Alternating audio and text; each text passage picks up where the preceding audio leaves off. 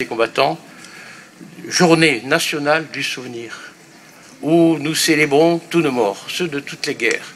La Grande Guerre, 1914-1918, mais aussi 39-45, et il y en a eu d'autres, et l'Indochine, et plus récemment le Kosovo, l'Afghanistan, et aussi la guerre d'Algérie. Mais si vous le voulez bien, et je vous demande de m'en excuser, c'est de celle-là que je voudrais vous parler maintenant. Aujourd'hui, comme beaucoup de mes camarades, je ne suis pas serein. Je suis un homme meurtri, et c'est cet homme meurtri qui va vous parler. Et je vais vous parler parce qu'on ne doit pas, pour des raisons partisanes, manipuler des plaies béantes. La France, par la voix de son président, vient de demander pardon pour les Algériens tués lors d'une manifestation à Paris en 1961.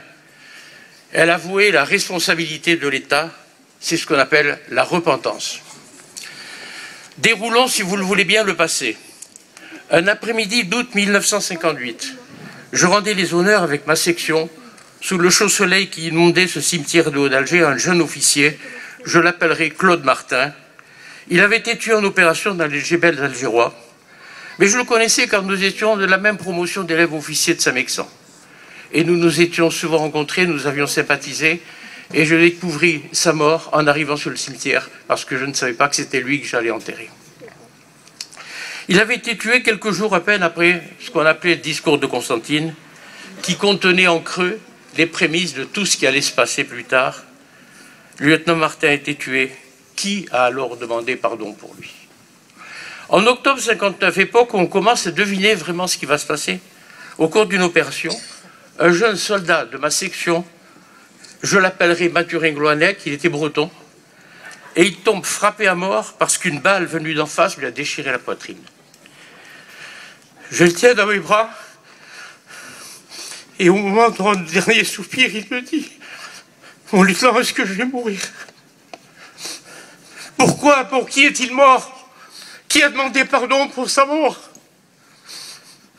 En juillet 62, une de mes proches disparaît, assassinée avec quelques centaines d'autres dans une rue d'Oran. Elle disparaît à jamais dans les oubliettes de l'histoire. Peut-être son corps a-t-il été découvert flottant avec d'autres, des centaines d'autres dans cette mer Méditerranée qu'elle aimait tant. Peut-être a-t-elle fini comme d'autres enfermée dans un cercueil de béton. Avec elle, des pieds noirs sont assassinés à Oran. En 2 jours, peut-être 1000, peut-être 2000.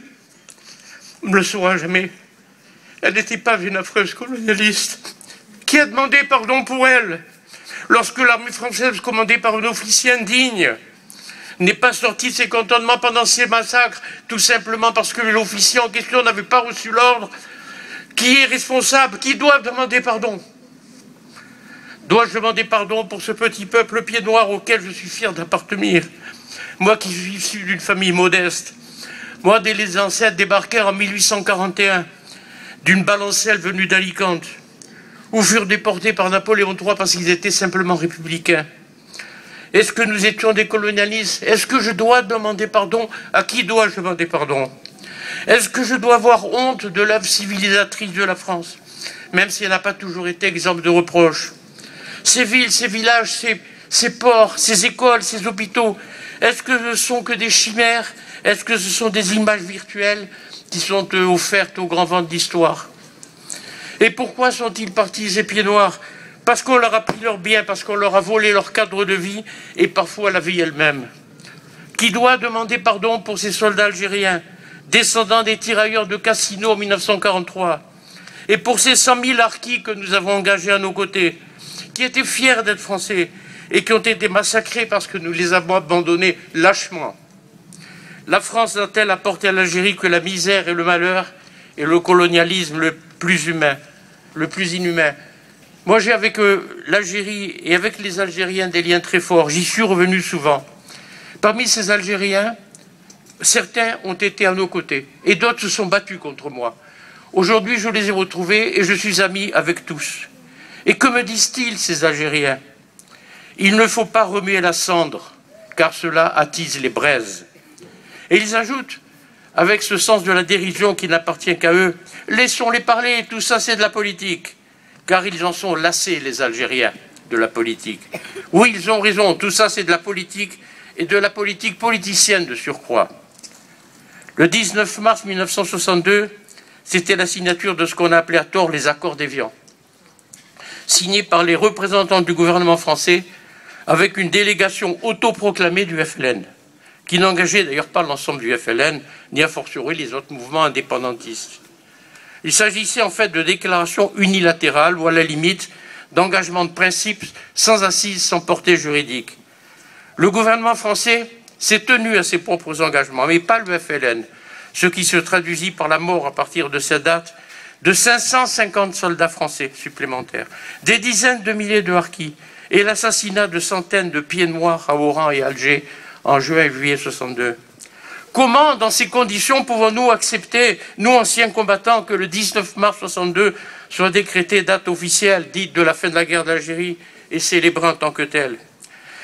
Je me suis, mes chers amis, exprimé devant vous avec passion, en mon nom bien sûr, mais aussi au nom de tous mes camarades morts, de tous mes camarades anciens combattants. C'était un devoir pour moi de vous dire ces mots dont la force est à la hauteur de ma sincérité. Ils sont sincères, ils sont vrais, ils sont ceux d'un homme dont le cœur est meurtri par ce qu'il entend, par ce qu'il voit, et hélas, par ce dont il se doute. Vive la France!